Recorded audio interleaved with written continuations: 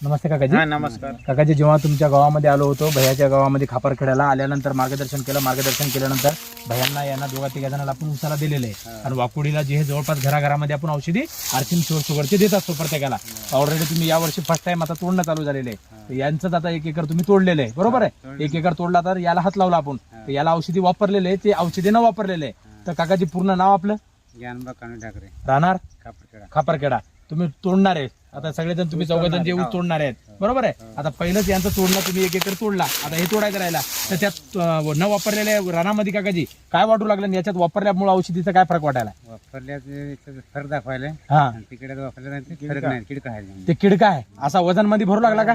वजन मध्ये, दांड्यामध्ये? दांडे एवढा टिपरी, हा, हे जरा लांब लांब टिपरी होते. हे लांब लांब टिपरे, त्याचे दांडे छोटे आहेत. छोटे दांडे, आणि 20 म्हणजे ऊस पण किडका होता, किडका. आहे का नाही? पुरा किडका होता. पूर्ण किडका ऊस होता. याला काहीच नाही याला प्रॉब्लेम, काहीच कुठल्याच प्रकारचा नाही. आणि ऑलरेडी आता तुम्ही तोडणं चालू आहे, तर तुम्हाला त्याच्यामध्ये जे एकाच ऊसामध्ये तुम्हाला 2 खांड करावं लागले का 3 करावं लागले?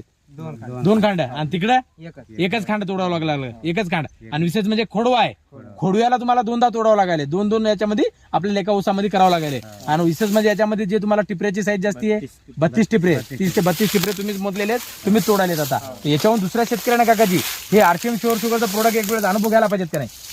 घ्या पाहिजे. अनुभव घ्यायला पाहिजेत का नाही? अर्धा एकर 1 एकर अनुभव घ्यायला पाहिजेत ना.